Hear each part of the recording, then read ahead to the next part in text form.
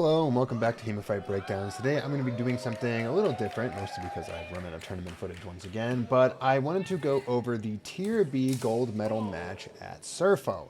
And honestly, I don't do a lot of Tier B footage, and the reason is because it's not as name recognizable and it doesn't really get the people to show up most of the time. But I still think it's important to review Tier B matches, especially Tier B gold medal matches, because at the end of the day, both of these people are now basically officially Tier A material. If you get this far in a Tier B tournament, you probably shouldn't be in a Tier B tournament very much longer, and you should be up there with the big boys or girls in Tier A. So what we're going to be doing is reviewing this, but not just going over the fight like we usually do, but also trying to pay special attention to the kinds of techniques that you're seeing here that are working or not working, that maybe would work a little bit differently in Tier A, or maybe would work possibly a little bit better.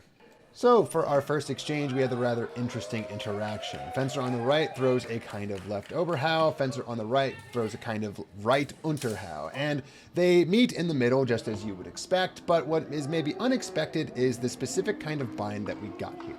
And the bind that we get is really an overbind versus underbind scenario, and one in which, at least in my opinion, the fencer on the left is the one who gets the dominant bind and reaches their target. But the thing about throwing two actions that go along the same line is that you really have to expect a bind is going to happen, and in that case, being the one underneath, the underbind, is virtually never the dominant position to be in. So one of the things to point out here is that if you're going to be going for these lower kind of cuts, try not to bind wherever possible, because even if you manage to land a bind and a strike at the same time, that bind is not going to be in your favor, and it's entirely up to your opponent to take advantage of that strong bind and basically overpower you and get some points of their own.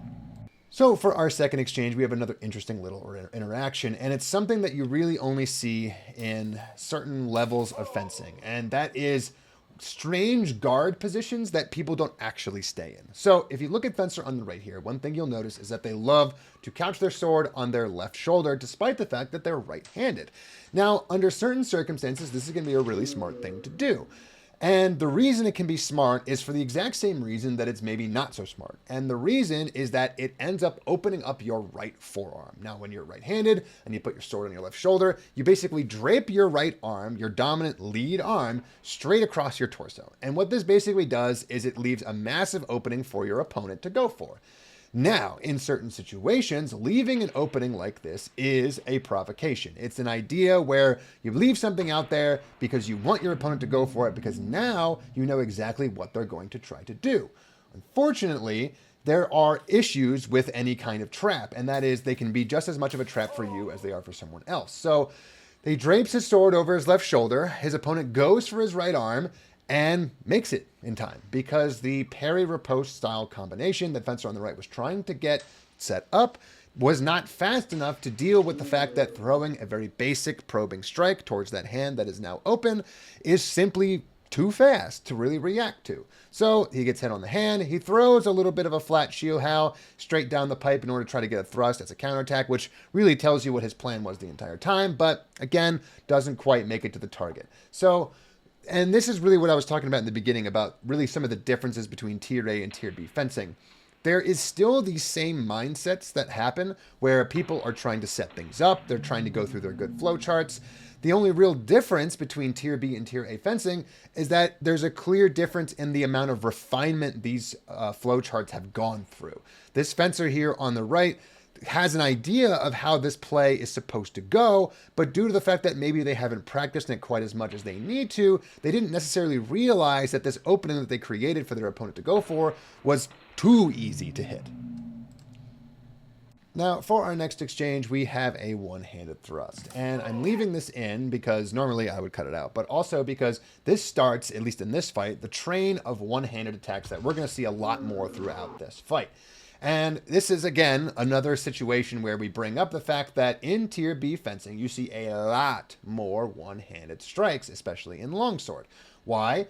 Well, because one-handed strikes are tricky. But one of the only ways that you get used to dealing with one-handed strikes, where you know the appropriate punishments, is if you've been to a bunch of tournaments where people keep trying to do them to you. One of, at least in my mind, the key differences between Tier B fencing and Tier A fencing is the amount of tournament experience you have with different rule sets, different styles of fighters, especially ones that you just don't have around you in your current club or your current area.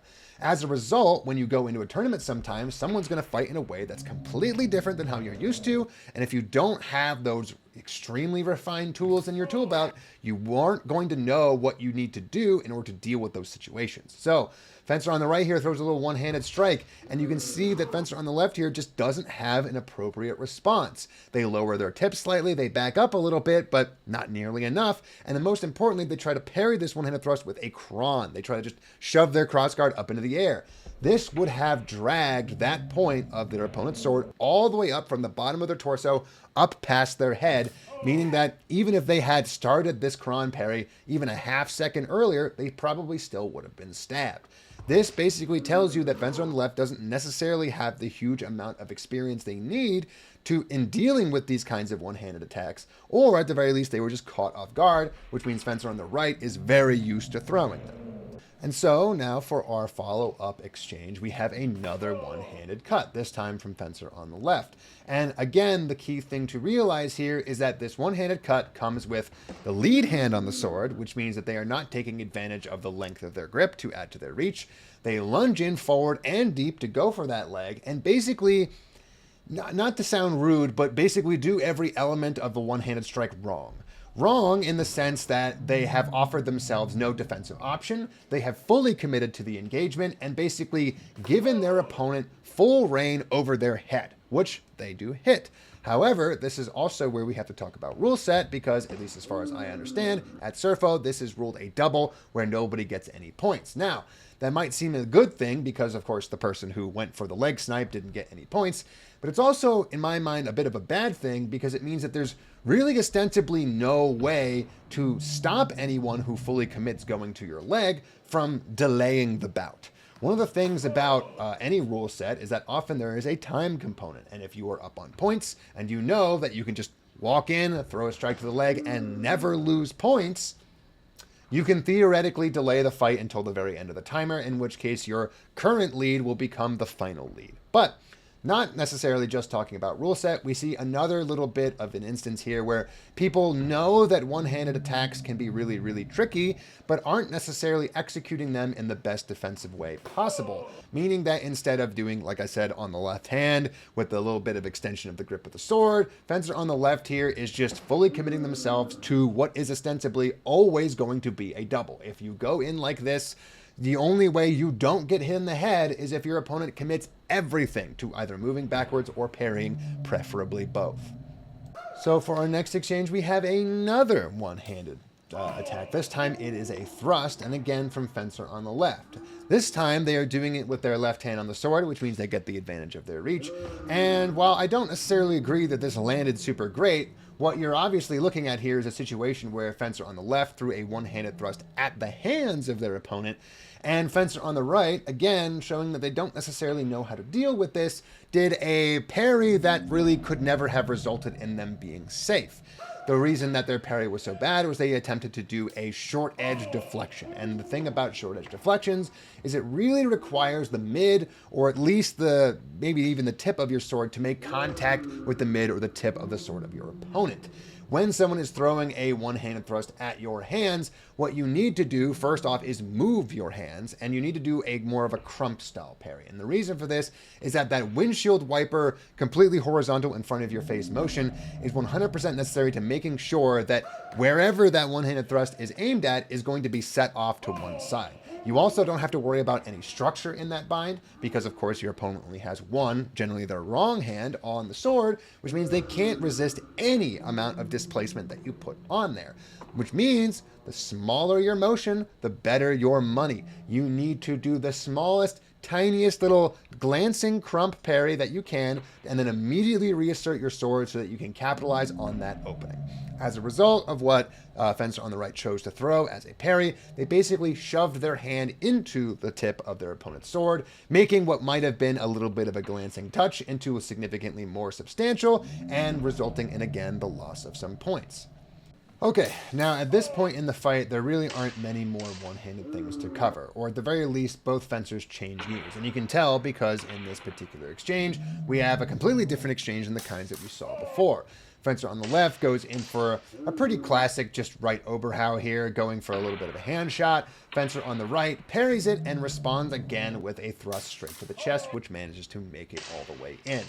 Now, what I really want to pay close attention to here is the difference between this exchange and one of the first exchanges where we saw, again, Fencer on the left go for that little bit of a hand strike, and Fencer on the right instead go for a little undercut, a little right Unterhow. And if you remember from that exchange, the resulting bind gave points to the left fencer. Now, we see a much more economical and a much smarter way of dealing with this exact same situation. Fencer on the left is still throwing an Oberhow, generally at a kind of shallower target, but Fencer on the right, instead of trying to throw an Unterhow into it in order to get into a bind that they might want, is instead just doing a very basic wall parry and then getting the bind off of the ensuing thrust that they throw as a repost. This is a much smarter way of dealing with the exact same situation because, again, even if the scenario happened to be that you threw that Unterhow and you did manage to reach to your target, there was no way fundamentally of getting the underbind to the point where you could simultaneously hit and not get hit without giving your opponent a bind so easy for them to win that they couldn't just reassert their tip and get you back anyway. Now, I'm going to cover one more one-handed strike exchange because, again, it's something that seems to be happening a lot more in Tier B fencing, but also because this one is a little bit interesting because Fencer on the right here manages to get the good parry this time. So, Fencer on the left throws another one-handed thrust, cut thing, and they do it with their dominant hand on the sword, which is important later, and then Fencer on the left gets that parry and immediately charges in to try to get the free repost, only to find that when they've gotten there, because their opponent's dominant hand was on the sword, they were actually still able to defend themselves, and they throw a quick little parry riposte and snipe them in the hands. So where did this really all go wrong? Well, it went wrong, in my opinion, on the very particular repost that Fencer on the right chose to do. So the thing about one-handed cuts, as I've said earlier, is that when you throw them, well, thrusts or cuts really, is that any parry just is going to end up in a bind, and that person with one hand on the sword is always going to lose that bind, regardless of whether it's their dominant hand or their non-dominant hand. But what you need to do in order to capitalize on this situation is not just tap their sword off to the side and then go full hog straight towards their body. You need to completely dominate that bind and use it to close the rest of the distance. The thing about one-handed cuts and thrusts is that they have that distance advantage on you, and if you don't respect it, it is entirely possible that despite the fact that you've battered someone's sword off into the next zip code, they're still going to be able to whip it back around before you can close the distance if you're not fast enough. So what you do instead, you get those good parries. Again, great.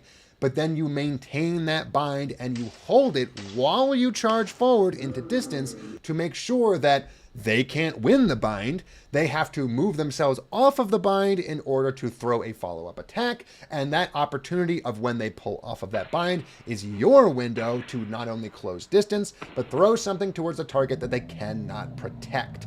If they are going to be able to throw up this kind of basic wall parry with one hand on their sword, great, that is something that you can do. But if you throw it high enough, low enough, or feint it in any capacity, you know that they have to fully commit to that parry because, again, they can't win the bind and they can't just throw a sneaky little cut if your swords are already touching. They have to pull off, they have to throw something, either an offense or a defense, and you need to be the one who puts yourself in the position where they have to either defend themselves or go for something so ludicrous that they have to give up their head to do so. So we come now to the final exchange, and in this one we have another little beautiful one from Fencer on the right. And honestly, it's something that they probably should have been trying to do this entire fight because it is a perfect counter to everything that Fencer on the left has landed on them up until now. So if you remember, basically the only things that left Fencer has been getting this time, for the most part, have been sneaky little hand shots, one-handed cuts, and a couple of little hand snipes while Fencer on the right was trying to close. And this flat shield howl that Fencer on the right throws is a perfect counter to basically all of it. The reason is that if you watch this exchange very closely, as fencer on the right comes in, fencer on the left just tries to back up and throw a little hand snipe, only to find that the bind position that they end up in is dominant for the opponent, and they end up stabbing him in the chest. But if you want to imagine that fencer on the left here threw one of their one-handed cuts with their dominant or non-dominant hand on the sword, doesn't matter, they would probably have landed on their target at the exact same time as they would have eaten that thrust full force to the chest. It is important sometimes to understand that it is not always your job to be the defender when walking into range. And when someone is very obviously well-versed and well-committed to throwing one-handed cuts, you have to understand that one of the best places you can exist in is when you are the one who has initiated the attacking action. If you are the one to attack, they cannot simply throw a hand shot. They cannot simply throw a leg snipe, because even in a rule set where doubles mean nothing, they are never going to actually get any points by doing so. You need to be the one to close the distance, to take advantage of the center line, and to be the one charging in. And while it might feel like you're being a little bit of an insane doubly buffalo fencer, the reality is that sometimes this is the only way to take control of the pace of the fight from someone who is only wanting to back up, throw hand snipes, throw one-handed cuts, and basically stay at the safe distance where they know you will not commit to. So, if we're going to kind of tie this up in a little bit of a bow, the real difference here that we see in Tier B fencing versus Tier A fencing is often coming down to experience with different kinds of rule sets and different fencing styles, and usually the combination of the two. My imagining is that neither of these fencers are completely new to one-handed attacks. They're probably not completely new to the rule set either, but they seemed like they didn't really adapt super quickly to the combination of the two as it pertained to this exact fight.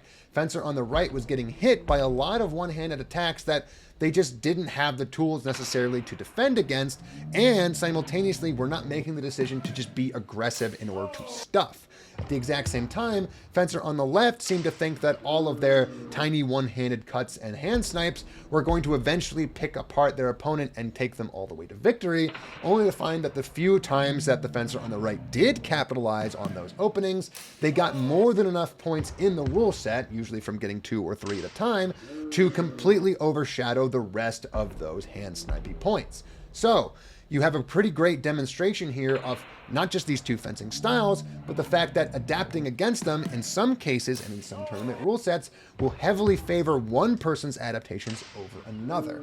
Fencer on the left here had a lot more work and a lot more uphill battles to do if they wanted their particular style and their particular flowcharts to work out, whereas fencer on the right only had to make a couple of adjustments and win a couple of key exchanges in order to make up the difference of those points.